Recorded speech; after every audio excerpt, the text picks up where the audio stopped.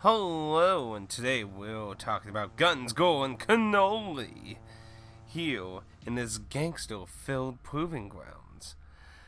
So this is a pretty simplistic Contra-esque game, a side-scrolling shooter type game. I wouldn't say it's necessarily like how Contra is, but I mean, to give a basis, you're looking at a side-scroller shooting as a person. So this is actually kind of an interesting setting. So you play as a mobster hitman who takes jobs on. You get sent to Gangsta Town to go locate someone.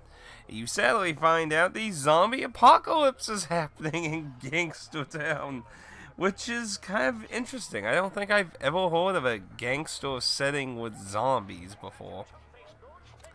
But you can jump, kick, and get away of very familiar guns and unfamiliar guns with gangsters, with Tommy guns, Magnums, to flamethrowers, grenades, Molotovs.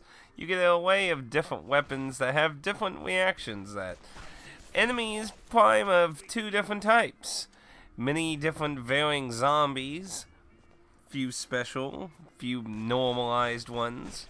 And then you also run into living mobsters who are also still alive during this horrible zombie outbreak.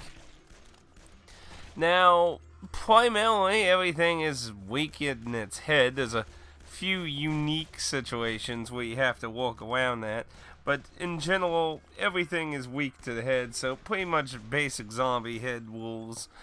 Even the mobsters will die quicker by shooting them in the head. However, you're not always guaranteed a clean headshot, as certain guns, like there's a big machine gun that you can get early in a few secret spots, but it's typically something you would get later in the game if you didn't find any secret spots. It waves up and down, so getting a direct hit on a head is a little hard. Now, unlike Contra, you don't get the ability to aim up or down. You just aim side to side. So, depending on the type of gun you have, its range, and the wobbiness of the bullets you shoot. Like, the Magnum is pretty just straight. So, it's almost a guaranteed, like, as long as there ain't any odd everly, like anyone has a height advantage or anything, you should, in generally, hit the head like almost every time unless they duck or something. And most zombies just, shamble towards you. But like I said, there are a few special, like there's the football player that charges at you, thus giving him a slight duck, and coming at you at fast speed and that. Now, you do have a health bar. This isn't like Contra where you just get a hit once and you die. You do have a health bar. You get cannoli. There are all check marks in stages because there will probably be likely times you would die, especially if you're not playing on easy. I played through the game on normal, and some segments can get quite crazy later on in that. There are instant pitfalls when you're jumping on buildings, files, all kinds of shit that you can also use to your advantage, kicking zombies to their demise, setting them on fire. So being aware of hazards like that give you advantages as well. But typically, you're just going to be going from one side to another side, either going straight left, right. Sometimes you'll also be going up. But most of the scenarios, just pretty much get from point A to point B. There ain't usually anything too special. Now, as I mentioned earlier, there are secrets to find that give you access to guns a little earlier, or find extra ammo that way. So it's a good idea to kick down windows and buildings and things. If you see something that looks like it could be a secret, there's a chance that it could be, because there are a number of secret little rooms and that shuffled into windows or just little corners of the map that typically will, like I said, reward you with certain guns a little earlier than you would typically get by not getting them. Story-wise, as I said, you are here to find someone, and that story unravels into a getting the fuck out of Gangster Town after that. And that's about it. It's a pretty simple game. It's pretty cut and dry. I really enjoyed it though, and it is up to 4 players, cooperative. It does not have online on the PS4. I'm not sure about on PC, and it does have a versus mode. It's kind of a throwaway mode. I mean, it's fun, but there's not a whole lot to it, really. But I actually did really enjoy this. I played it through single player, and I also did a little of the share play co-op. It wasn't perfect, but it worked okay-ish. Bug-wise, I didn't actually really run into any real issues with this game. However, I do know there is something you can glitch. It's not like a game-breaking glitch. It's a trophy glitch where you can, a beneficial one if you're a trophy hunter, where you can actually get trophies. Like, if you look at my trophy list, I actually have the game beat trophies for, like, the harder modes. That was actually a glitch in the game that you can change the difficulty while you're playing it. So it's kind of a very strange oversight there, but if you're a trophy hunter, you can also get several really easy trophies that way too. But this is available on PC, Switch, PS4. I don't think it has an Xbox version, but if you want physically, the PS4 does have a physical version that was done by Strictly Games. It is very expensive now. It only currently has one copy on eBay for $129 as of this moment. Now, if you go digitally, you're looking at $10, which is a very good price for this game. I really enjoyed it. So if you definitely have some cooperative friends, like I said, it's up to full-player local co-op. So you can have lots of chaotic, fun shooting shit. And of course, that would also make the harder difficulties vastly more easier too. Because believe me, if you're doing it legit with a single person, you are going to get stomped really hard. But this is a very delightful, fun game. I love the interesting setting. And I guess we'll just go ahead and get into spoilers though then. So spoiler-wise, story is not like, some epic thing. Basically, the guy you get hired to go get, he basically caused the zombie outbreak. You're not aware of it at first, but he double crosses you and leaves you for dead.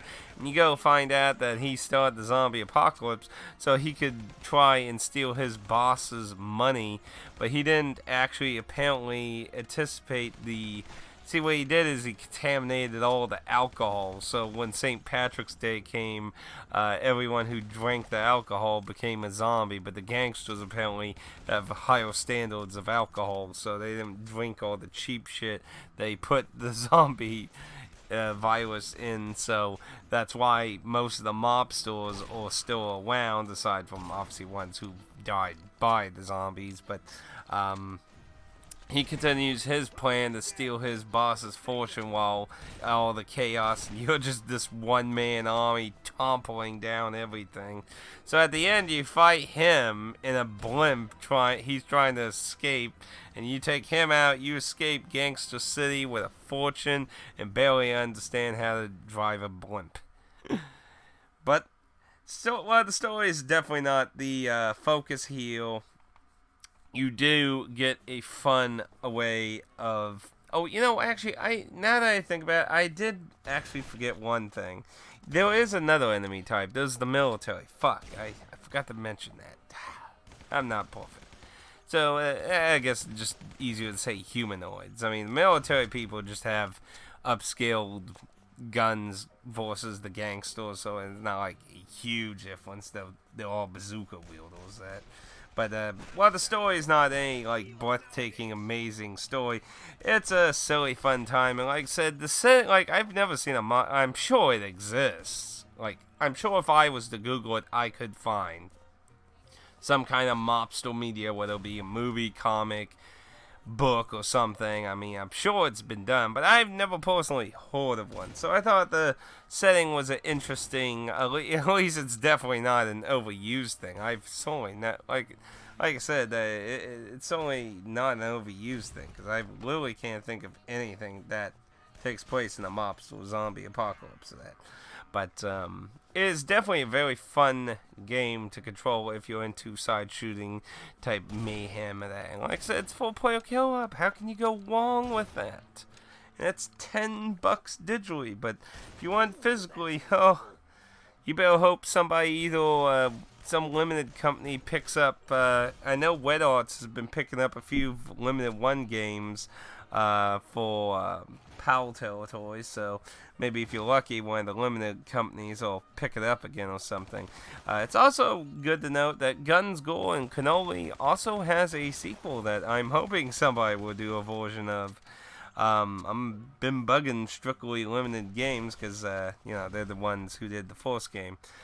Strictly Limited Games also actually we released another one of their titles on the Switch that was originally PS4. So there could be the potential they may do Guns, Gore And Cannoli for the Switch as well. So maybe worth bugging them about if you're interested in a physical version.